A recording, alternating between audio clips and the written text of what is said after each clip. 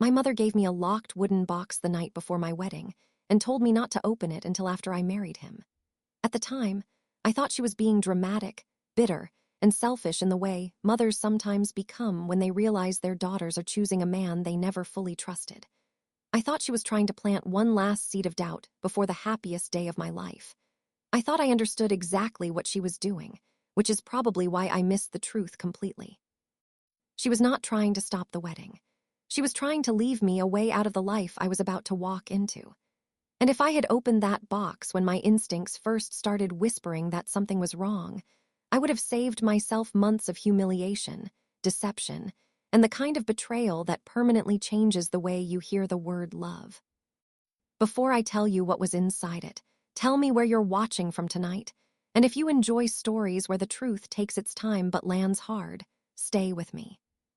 My fiancé, Adrian, was the kind of man people describe as obviously a catch before they know anything real about him.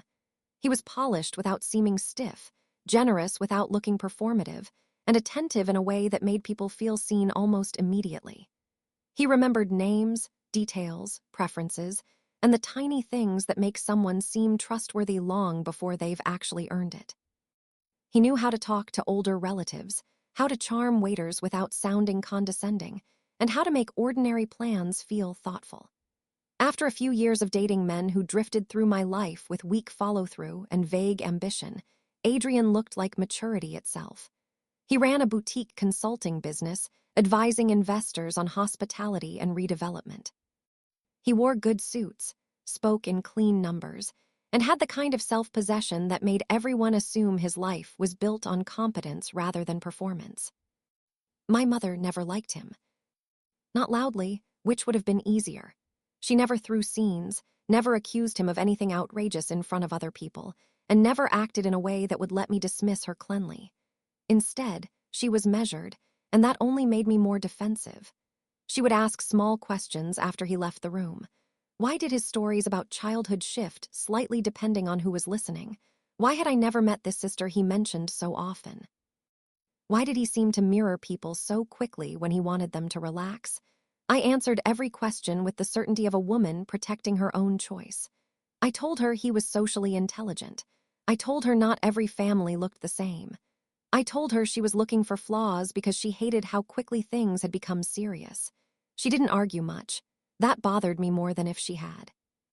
By the time the box appeared, she had already spent nearly a year trying not to say what she was afraid of. It was after the rehearsal dinner. My hair was half-pinned, one shoe was off, my phone was full of messages from bridesmaids and relatives and last-minute questions no one should be asking a bride at midnight. My mother knocked softly, came into my room, and sat beside me on the bed holding that small dark wooden box like it weighed more than it should. It was polished with age, deep brown, with a brass latch and no obvious keyhole on top. She placed it in my hands and said, "If you still marry him tomorrow, open this after the wedding. Not before, not during, after." I asked what was inside. She said if I opened it before the wedding, I would only think she was trying to ruin my life. If I opened it after, I might finally believe she was trying to save it. I remember feeling something close to rage. What kind of mother says that the night before her daughter gets married?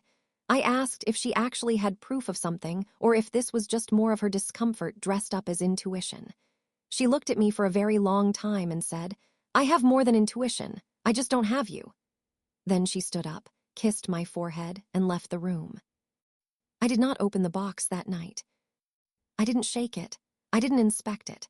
I didn't sit in the dark wondering what might be inside.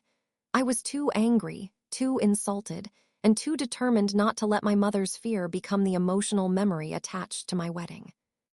I shoved the box into the back of the lowest dresser drawer under old scarves and greeting cards, decided I would deal with it after the honeymoon just to prove to myself that she had been wrong. And then I married Adrian the next day in a ceremony so beautiful it almost makes me sick now to remember how safe I felt. For a while after the wedding, nothing exploded. That part matters because people imagine regret should arrive immediately if disaster is waiting. It usually doesn't. It arrives in layers. Our honeymoon in Italy was elegant, warm, and expensive in the way women are supposed to frame later as proof that they married well. Adrian was attentive. We laughed. We took photographs under stone archways and ate late dinners under ivy and talked about the house we wanted to buy one day. If the story had ended there, my mother would look like the villain in someone else's life, which is exactly why men like Adrian are so dangerous. They understand timing. They understand that if they reward your trust at the right moment, you will feel ashamed of ever questioning them. The first shift came not in how he treated me, but in what he started wanting from me. My father had left me a commercial building downtown when he died. It wasn't glamorous, just an old brick property in a neighborhood that had slowly started drawing investor attention over the years. The ground floor had once been a hardware store, and the upper floors had been offices before falling into partial neglect.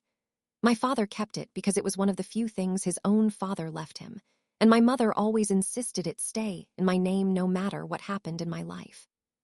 Before the wedding, Adrian treated the building as a mild point of curiosity.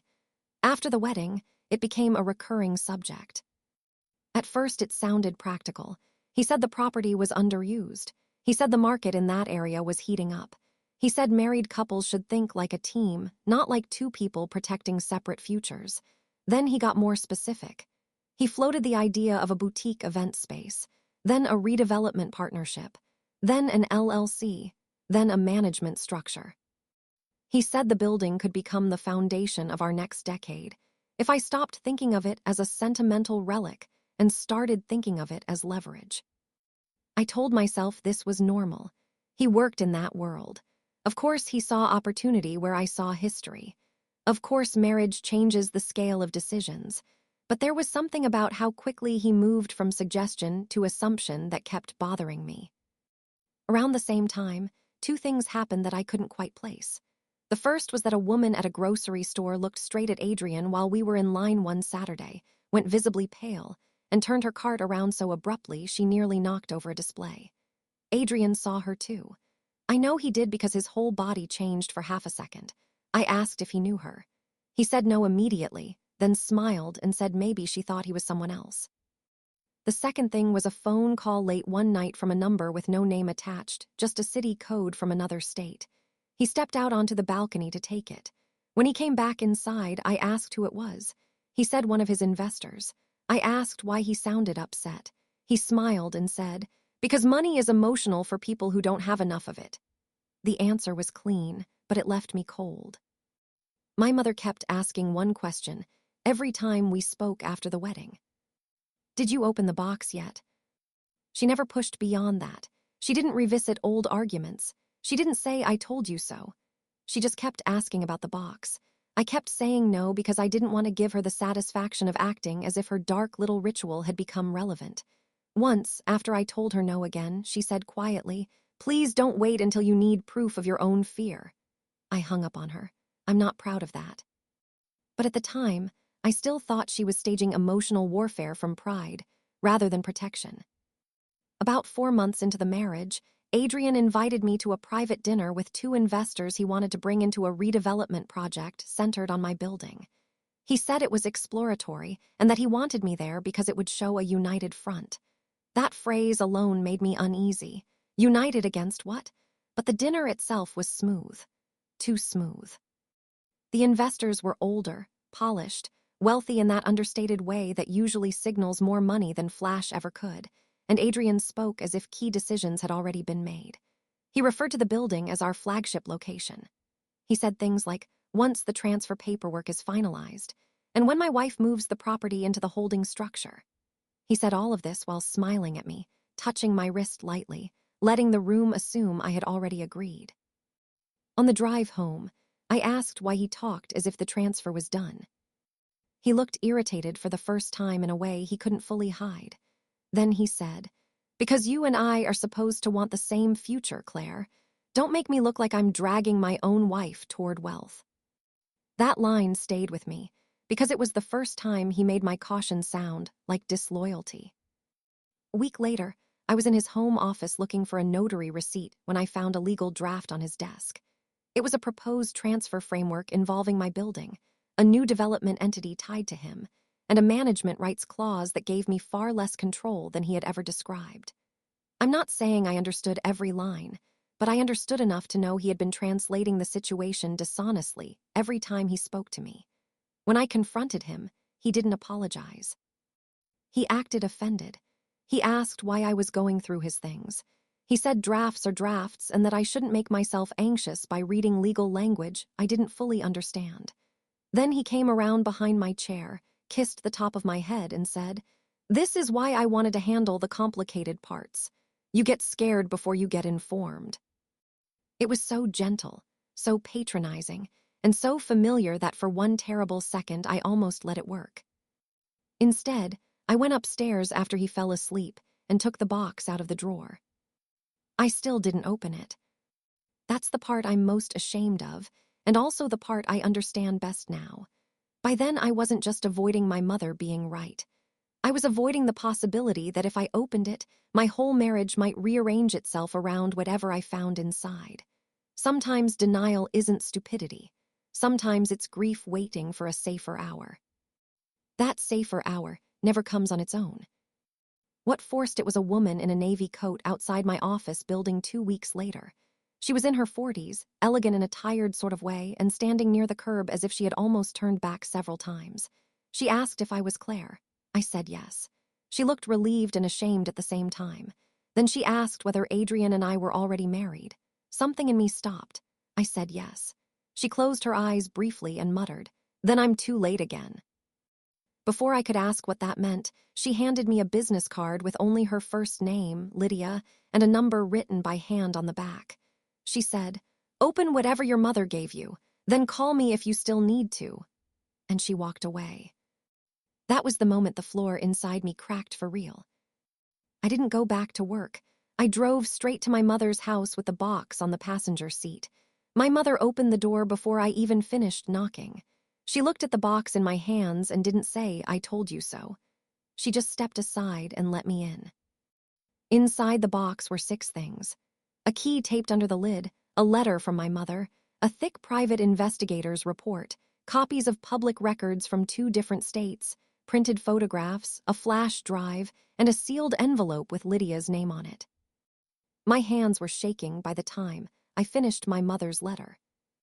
She wrote that she knew if she came to me with allegations before the wedding, I would see only her disapproval and not the danger.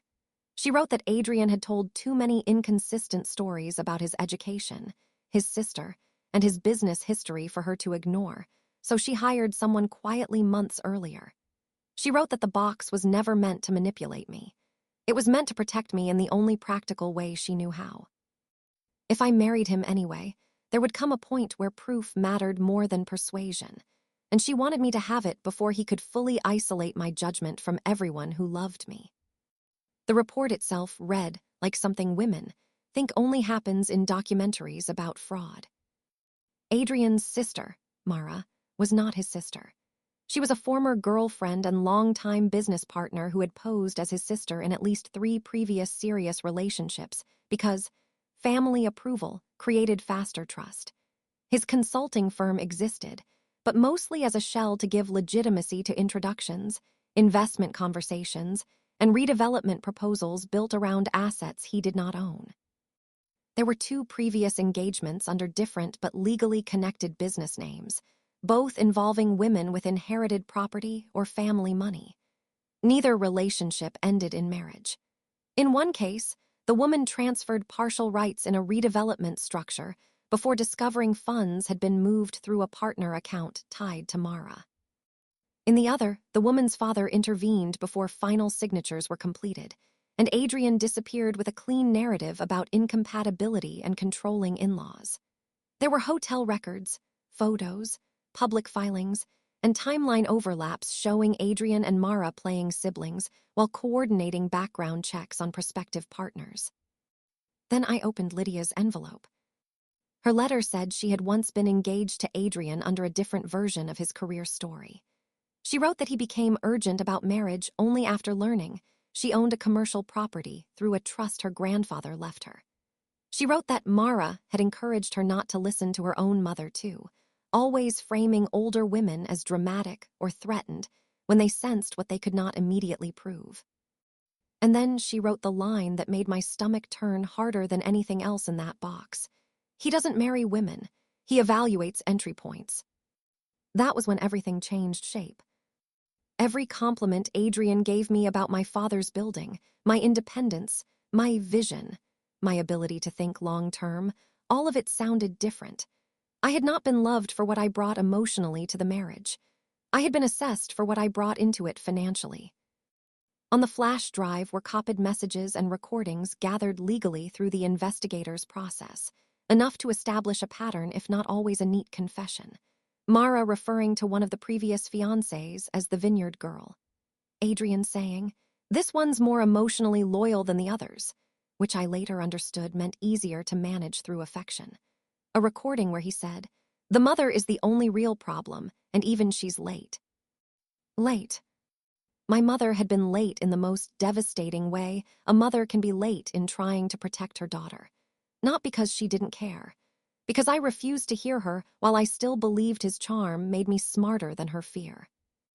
I sat in my mother's living room with all of it spread in front of me and realized the most frightening part was not that I had married the wrong man. It was that I had married a man who had done this before, refined it, improved it, and almost succeeded again. I asked my mother why she told me to wait until after the wedding. She looked at me with a sadness I don't think I'll ever forget and said, "Because before the wedding, you still thought choosing him proved something about your judgment. After the wedding, I hoped you would care more about truth than being right." Then she said the sentence that shaped the rest of this story. "Now that you know what he is, don't confront him before he feels safe." That is the reason the ending belongs to me, and not to him. For the next 6 weeks, I lived the strangest double life of my existence. Outwardly, I was still a wife adjusting to early marriage. Inwardly, I was dismantling a long con. I didn't scream. I didn't accuse. I didn't cry in front of him. Adrian came home to the same woman he thought he had already read completely. I smiled, kissed him hello, asked about his day, listened to him talk about investors and projections, and let him believe the pressure campaign around my building was working. The more confident he became, the more careless he grew. Once you understand that someone thinks of you as acquired territory rather than a person, patience becomes easier than heartbreak. A few days later, I did something I never thought I would do. I sat down to dinner with Mara and pretended I still trusted her. I told Adrian I wanted to feel closer to his family. He looked almost relieved, which disgusted me more than anger would have. Mara chose a dim little wine bar and spent most of the evening pretending to bond with me over how difficult it can be for visionary men to feel fully supported. She said Adrian had always been the one who saw 5 moves ahead, and that insecure people sometimes resented that in him. She said I would need to trust him more if I wanted the marriage to thrive. Then she leaned in, touched my hand, and said, "Honestly, once the building issue is behind you too, I think everything will settle." The building issue. As if my father's property were a marital mood swing that needed to pass.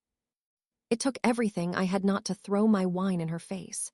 Instead, I smiled and said I thought she was right. What Adrian didn't know was that, while I was pretending to soften, my attorney had already begun reviewing every entity connected to his company, and my mother had quietly introduced me to Lydia and one other woman from the investigator's file. Both agreed to speak to me. Both had the same haunted, embarrassed tone women get when they are intelligent enough to know they should have seen it and decent enough to still feel ashamed that they didn't. They weren't weak. They had just been strategically loved. Once I met them, the last piece of guilt lifted off me. I understood that Adrian and Mara had refined this system over years. My marriage was not some tragic exception. It was their latest attempt. Then Adrian made the mistake greedy people always make. He got ambitious too early. He announced that he wanted to host a private investor evening in my building itself. He said it would be symbolic, powerful, and emotionally persuasive to unveil preliminary redevelopment plans inside the actual property. He wanted me there.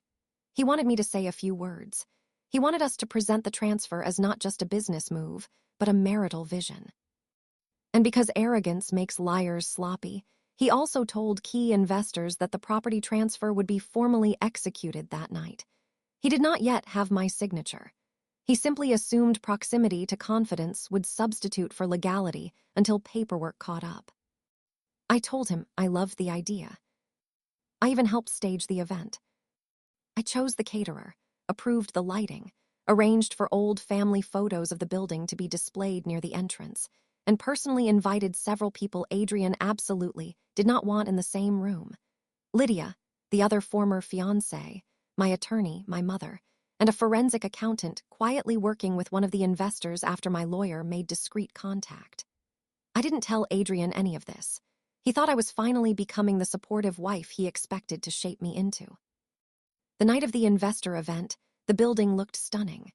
Clean brick, uplighting, architectural renderings, champagne drifting through a property my father once walked in work boots and oil-stained hands. For one brief second, before it began, I had to stand alone in the back hallway and steady myself against the wall because the emotional insult of it all nearly swallowed me. This wasn't just about being lied to. He had taken the most practical piece of my father's legacy and almost converted it into the stage where he would formalize ownership over me. When everyone was finally gathered, Adrian did what men like him do best. He performed. He spoke about vision, restoration, trust, family legacy, and the power of partnership. He thanked me publicly for believing in him. He thanked Mara, still introduced as his sister, for standing beside him.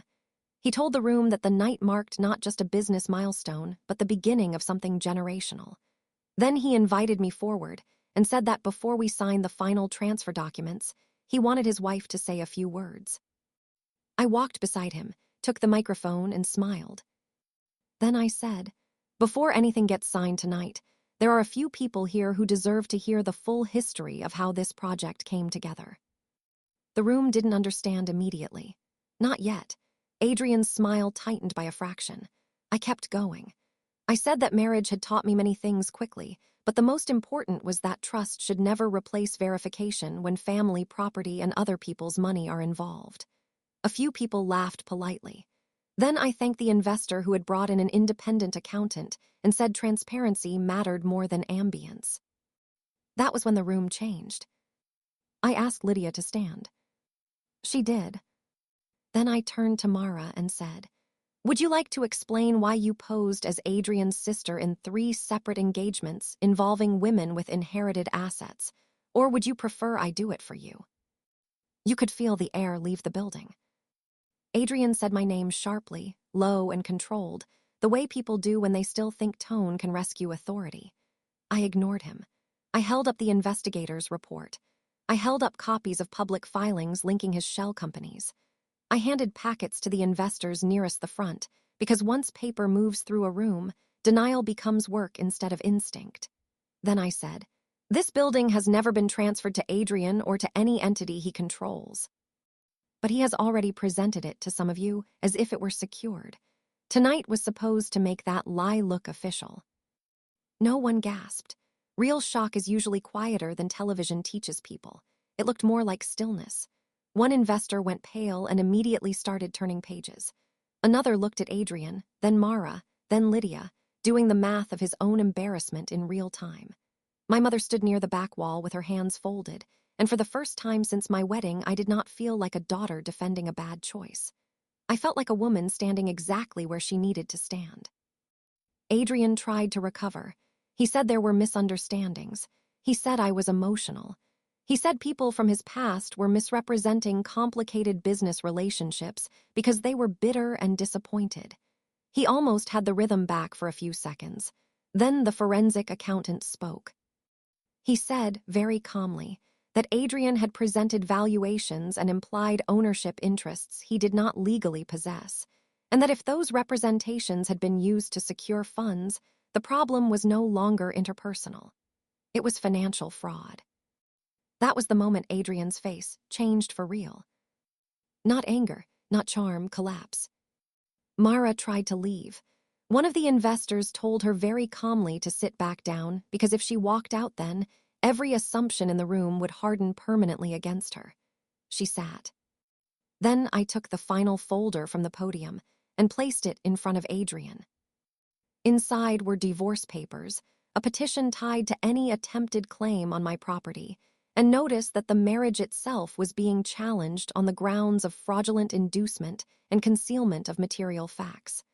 I didn't need him arrested in that room to win. I needed him stripped of access. I needed him to understand, in front of investors, his fake sister, his previous victims, and my mother, that the woman he had assessed as emotionally loyal was not the woman standing in front of him now. Then I said the line he deserved to hear in public. My mother didn't give me that box to ruin my wedding. She gave it to me so when you finally got greedy enough to expose yourself, I'd be ready. No one spoke after that. Not because there was nothing to say, but because the shape of the evening had changed too completely for language to catch up. Adrian didn't argue with me again in that room. He argued with lawyers and investors, and the reality that he had walked into a carefully staged event expecting acquisition and instead found consequence. The fallout lasted months, but it moved in the right direction. Investor money was frozen where it could be. One of the former fiancés cooperated with formal complaints that gained new traction once the current documentation tied his pattern together more cleanly. Mara disappeared for a while, then resurfaced only through legal channels. Adrian tried, at first, to frame himself as the victim of a paranoid family conspiracy. But there is only so much that kind of language can do when multiple women with records, timelines, and linked entities are involved. He lost not just the project, but the social image he depended on to create the next one. And because the room where he collapsed was full of the exact kind of people he used to impress future targets, the damage spread faster than any courtroom outcome could have. The most emotional reward came later in a quieter place. A month after the investor night, I took my mother to the building in the late afternoon when it was empty. We stood in the center of the main room together with dust still floating in the light and no renderings, no champagne, no polished lies, just brick, history, and silence. I apologized to her. Fully. Not for falling in love because love itself isn't shameful, but for believing my pride more than her fear. She shook her head and said something I needed more than forgiveness in that moment. She said, "You didn't fail because you loved him. You would have failed if you learned the truth and stayed because you were embarrassed." Eventually, I kept the building. That mattered to me. I didn't sell it to escape the memory. I didn't let the place become contaminated by his plans. I restored it slowly and on my own terms. Not into the grand redevelopment Adrian pitched, but into something useful, local, and real. A place that belonged to truth instead of performance. Every time I walk through it now, I think about how close I came to handing over not just a property, but my father's legacy, my judgment, and my life story to people who understood me only as an opening. They did not get any of it. If you're listening to this and wondering what the real warning signs were, it wasn't just that my mother disliked him. It was that he kept trying to convert trust into speed. He wanted commitment quickly, paperwork quickly, agreement quickly, alignment quickly. He wanted every hesitation to look like emotional weakness instead of caution. That's the thing I wish more women understood earlier. People with bad intentions hate pacing they don't control. They romanticize urgency, shame questions, and frame your slowness as fear because time is dangerous to people living inside lies. I used to think the worst part of this story was that I married him before I knew. It is. The worst part is how close I came to confusing my own stubbornness with strength. I wanted so badly to believe I had chosen well that I almost treated my mother's evidence as an insult rather than a shield. But the best part, and this is where the reward really becomes worth it, is that once I saw him clearly, he never got me back into the dark. Not once. Not with tears, not with charm, not with explanations, not with that polished voice he used when he wanted to sound like the calmest person in the room. Because by then, I had learned the one lesson he never thought I would. Being loved badly by a convincing man is not more dignified than leaving him with the truth in your hand. If you want more stories like this, subscribe now. There's a lot more coming. And before you go, I've got another story here you should watch next. It starts with a woman building something successful with someone she trusted, and ends with greed, power grabs, and the kind of betrayal that gets uglier the more success starts showing. Click into that one next, because it turns darker than it first looks.